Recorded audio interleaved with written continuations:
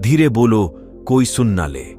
ये बात हम सबके कानों में पड़ी होगी और हमारे मुंह से भी निकली होगी, लेकिन सोचने की बात यह है कि यह वाक्य कब कब हमारे मुंह से निकलता है और कब कब हमारे कानों में पड़ता है, क्योंकि ऐसे कम ही गुप्त राज होते हैं जो हम दूसरों के कानों में पढ़ने नहीं देना चाहते। अक्सर परिवार में अशांति का कारण हम स्वयं ही होते हैं। जो मुझसे छूट गई या मैं नहीं बता पाया तो कमेंट सेक्शन में जरूर बताना। इससे पहले कि आप इस बौद्ध कहानी में खो जाएं, इस चैनल को सब्सक्राइब जरूर कर लें। तो चलिए कहानी शुरू करते हैं। एक समय की बात है, एक नगर में पंकज नाम का एक युवक रहता था। वह युवक बहुत गरीब था, कुछ पैसा नहीं था। उसके पास 2 वक्त की दाल रोटी भी बड़ी मुश्किल से उसको नसीब होती थी। किसी काम की तलाश में दिन रात खोज करने पर भी उसे कोई काम नहीं मिल रहा था। एक दिन उसने अपनी पत्नी के सामने अपनी सारी समस्या बता दी। उसने अपनी पत्नी को कहा कि मैं जिस जगह भी काम मांगने के लिए जाता हूं तो हर कोई मुझे यह कहकर काम नहीं देता कि हमारे यहां काम की जरूरत नहीं है। मैं काम की तलाश कर करके थक चुका हूं। मुझे समझ नहीं आता कि मैं तुम लोगों का पेट कैसे भरूं, अपने बच्चों को कैसे पालूंगा, और यह चिंता मुझे दिन रात खाए जा रही है।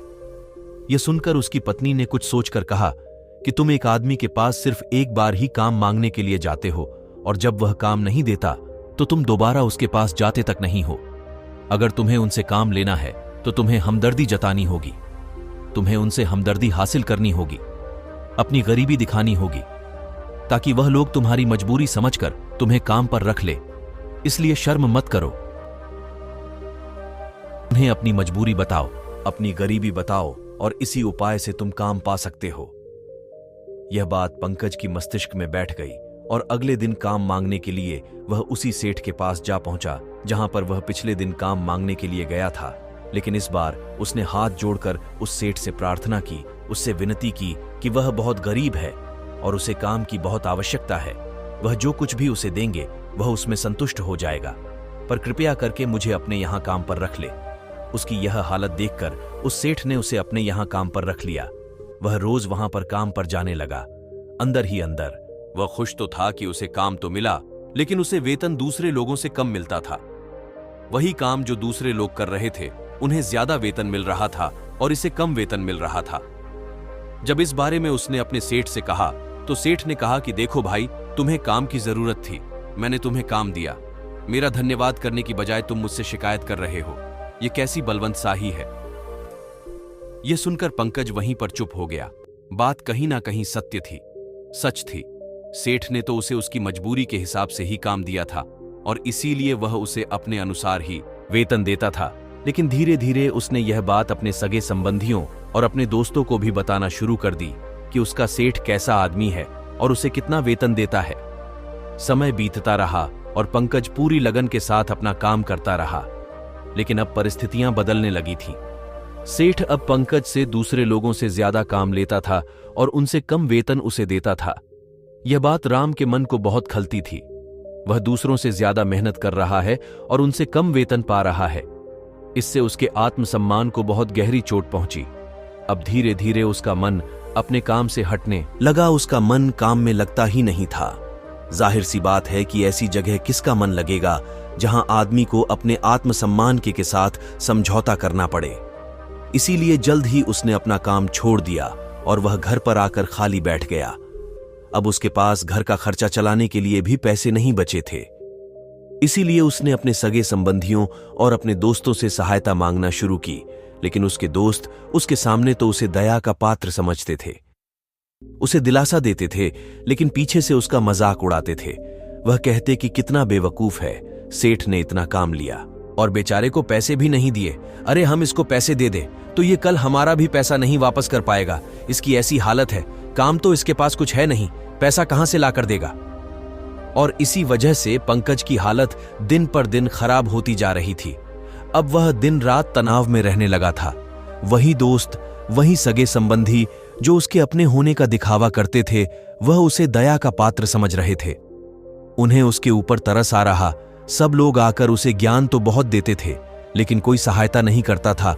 और अक्सर ऐसा ही होता है, ज्ञान देने वाले तो बहुत मिल जाते, लेकिन मदद करने वाले, उंगली पकड़कर, हाथ पकड़कर आगे चलाने वाले कितने लोग मिलते हैं। फिर एक दिन उसे पता चला कि पड़ोस वाले गांव में एक बौद्ध भिक्षु आया हुआ है जो बहुत ही ज्ञानी है। पंकज इतना तनाव में था कि उसे कोई रास्ता नजर ही नहीं आ रहा था, इसीलिए जाने अनजाने वो उस बौद्ध भिक्षु के पास पहुंच जाता है। वहां पहुंचकर वह सीधे उनके पैरों में गिरकर रोने लग जाता है। वह रोते रोते उन्हें अपनी सारी परिस्थिति बताता है। उसे बताता है कि किस तरह उसके सेठ ने उसका फायदा उठाया और उसके सगे संबंधी उसके साथ कैसा व्यवहार रखते हैं। सारी बातें सुनकर बौद्ध भिक्षु ने उसे चुप कराते हुए कहा कि भंते, ये सारी समस्याएं तुम्हारी बुद्धिहीनता, तुम्हारी मूर्खता के कारण उत्पन्न हुई है। अगर तुम्हारे अंदर विवेक होता तो इनमें से एक भी समस्या तुम्हारा चित्त को दुखी नहीं कर सकता था, लेकिन तुमने अपने अविवेक के कारण, अपनी मूर्खता के कारण खुद ही अपने रास्ते में कांटे बिछा दिए। परंतु आज मैं तुम्हें 7 ऐसी बातें बताने जा रहा हूं जो भूलकर भी किसी को मत बताना, और इन बातों का अनुसरण करते हुए तुम बाहर से मिलने वाले दुखों को तो दूर कर ही सकते हो जो बेवजह दुनिया की वजह से तुम्हारे अंदर पनपते हैं। पहली बात जो किसी को नहीं बतानी चाहिए वह है अपनी मजबूरी। मजबूरी का दिखावा करके दूसरों का दया पात्र बनाकर उनकी सहायता लेने की गलती कभी मत करना। हो सकता है कि आज वह तुम्हारी मजबूरी देखकर तुम्हारी सहायता कर दे, लेकिन कल वह तुम्हारा फायदा उठाने से भी नहीं चूकेंगे, और अगर फायदा भी नहीं उठाया तो दूसरों के सामने तुम्हारा मजाक बनाने में वह आदमी कभी नहीं चूकेगा। इसीलिए कभी भी अपनी मजबूरी का दिखावा मत करो। अगर घर में 2 रोटी है, सूखी रोटी है, तो वहीं खाकर सो जाओ, लेकिन दूसरों को इसके बारे में भनक तक नहीं लगनी चाहिए। जरा आप खुद सोचो, मजबूरी बताने का क्या प्रयोजन होता है? एक इंसान का या तो वह दूसरों से सहानुभूति हासिल करना चाहता है या उनसे कोई आर्थिक मदद चाहता है। लेकिन अगर दोनों ही परिस्थितियां आप देखें तो दूसरा आदमी आपका फायदा उठाने से नहीं चूकेगा, और अगर वह फायदा नहीं भी उठाएगा तो अपनी नजर में तो वह आपको मूर्ख ही समझेगा, बेवकूफ समझेगा, और दूसरों के सामने आपका मजाक तो जरूर बनाएगा। इसीलिए अपनी मजबूरी के बारे में कभी किसी को मत बताना। दूसरी बात जो किसी को भी नहीं बतानी चाहिए वह है अपनी अतीत की गलतियां और भविष्य की रणनीतियां। जरा सोचो कि अगर हम अपने अतीत की गलतियां किसी दूसरे को बताते हैं तो उसका क्या प्रभाव होगा। वह गलतियां ठीक तो नहीं की जा सकती, जाहिर है, तो उन्हें बताने का क्या प्रयोजन रह जाता है। आप अपने अंधेरे पक्ष को खुद दुनिया के सामने बता रहे हो, खुद अपनी गलतियां दूसरों के सामने बता रहे हो। इससे उस आदमी की नजर में आपका एक चरित्र घटित हो जाएगा और वह भविष्य में हमेशा आपको उसी नजरिए से देखेगा।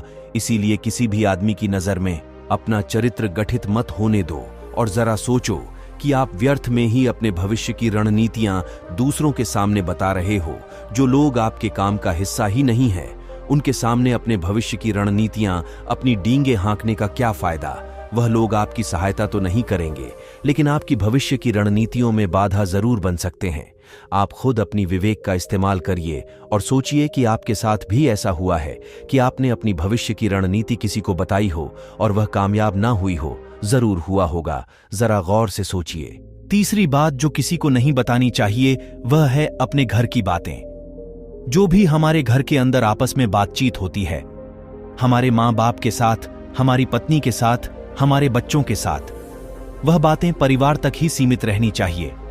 अगर आप इन बातों का दूसरों के सामने ढंढोरा पीटते हो तो दूसरों को आपके घर में घुसने का एक मौका मिल जाता है और वह इसका फायदा उठाने से कभी नहीं चूकेंगे। वह आपके परिवार के सदस्यों को आपसे दूर लेकर जाने की कोशिश करेंगे। अक्सर ऐसा होता है, हम समाज में देखते हैं कि हम अपने घर के झगड़ों को कम करने के लिए उन झगड़ों को अपने पड़ोसियों और दूसरे सगे संबंधियों को देते हैं, लेकिन इससे आपको सहायता कभी नहीं मिली होगी, बल्कि आपके घर की लड़ाई झगड़े और ज्यादा बढ़ गए होंगे, और वह जाहिर है वह बढ़ेंगे। अगर आप अपने माँ बाप की बात दूसरों को बताएंगे तो आपकी माँ बाप को बुरा लगेगा, यही कि हमारा बेटा हमसे बताए बगैर दूसरों को यह बातें बता रहा है। इसीलिए अपने घर की बातें और अपने घर की लड़ाई झगड़े किसी के सामने मत बताना। अगली बात जो मैं आपको बताने जा रहा हूं, जो किसी को नहीं बताने चाहिए, वह सुनने पर बहुत अजीब लग सकती है, लेकिन उसका सत्य भी मैं आपको एक तर्क के माध्यम से दूंगा। मैं कहता हूं कि अपनी आमदनी किसी को मत बताना। अब अपनी आमदनी न बताने के पीछे क्या प्रयोजन हो सकता है? जरा सोचिए कि आप अपनी आमदनी अपने दोस्तों को बता देते हैं, तो जब आपके दोस्तों को जरूरत पड़ेगी तो वह सिर्फ आपको ही याद करेंगे। क्योंकि उनको पता है कि अगर आपकी आमदनी ज्यादा अच्छी है तो आप ही उनकी मदद कर सकते हैं, और इसीलिए ज्यादा लोग आपसे सहायता मांगेंगे। और जब आप उनकी सहायता नहीं करेंगे तो वह सोचेंगे कि इस आदमी के पास पैसे हैं, मेरी सहायता कर सकते हैं, लेकिन यह सहायता कर नहीं रहा है, और इसीलिए आपकी आमदनी आप दोनों दोस्त के बीच एक झगड़े का कारण हो सकती है। कम आमदनी होगी तो लोग मजाक उड़ाएंगे, और ज्यादा होगी तो सहायता मांगेंगे, तो अपनी आमदनी बताने का कोई प्रयोजन नहीं है। अगली बात जो मैं आपको बताने वाला हूं उसे अपनी गांठ बांध लेना और किसी को यह बात मत बताना। अपनी कमजोरी और अपनी ताकत, अक्सर इंसान को पता नहीं होता है कि उसकी कमजोरी या उसकी ताकत क्या है, लेकिन अगर आपको अपनी कमजोरी और अपनी ताकत पता है तो पहली बात तो आप बहुत ही बुद्धिमान आदमी हैं, और दूसरी बात कि आपको यह बातें किसी से साझा नहीं करनी है, क्योंकि अगर आपकी कमजोरियां दूसरों को पता चल गई तो वह आपकी कमजोरियों का फायदा उठाएंगे, और अगर आपकी ताकत पता चल गई तो वही ताकत आपकी कमजोरी बन जाएगी, क्योंकि वह ताकत दूसरे आदमी को पता है और वह ताकत की खाट भी ढूंढ ही लेगा। अपनी कमजोरी और अपनी ताकत अपनी पत्नी या अपने पति को भी नहीं बतानी चाहिए, क्योंकि इसके बाद आपको घर में उनसे हमेशा दब के रहना पड़ेगा। अगली और आखिरी बात कहना चाहता हूं कि जब तुम दान करते हो तो दान के बारे में भी किसी को बताना नहीं चाहिए, नहीं तो दान करना व्यर्थ हो जाता है, बेकार हो जाता है। जब आप अपने दान का ढिंढोरा पीटते हो तो आप यह बता रहे हो कि मैं कितना बड़ा दानी पुरुष हूं, और यह आपके अंदर एक अहंकार निर्मित करेगा। इसीलिए दान गुप्त रूप से किया जाए उतना ही अच्छा होता है, उतना ही फलदायी होता है। जब आपका बायां हाथ दान कर रहा हो तो दाएं हाथ को भी ना पता चले कि बायां हाथ दान कर रहा है। ये 7 बातें जो बौद्ध भिक्षु ने पंकज को बताई, इनमें संसार के सभी सिद्धांत छिपे हुए हैं। इन बातों का अनुसरण करते हुए आप अपने घर में सुख शांति बना सकते हैं और घर के झगड़े हमेशा के लिए दूर कर सकते हैं। आप इन बातों के बारे में अपने विवेक से भी सोचेंगे तो आपको यह बातें सच मालूम पड़ेगी, और हमारा कहानी सुनाने का मकसद यही है कि आपका विवेक जागृत हो। आप खुद उन बातों के बारे में सोचे जो हम आपको बता रहे हैं, और इनके अलावा भी अगर आप कुछ जानते हैं तो उन बातों को भी कमेंट सेक्शन में जरूर डालें। तो दोस्तों, आज के इस वीडियो में बस इतना ही। उम्मीद है आपको ये वीडियो पसंद आया होगा। तो मिलेंगे एक और नई वीडियो में, तब तक के लिए धन्यवाद।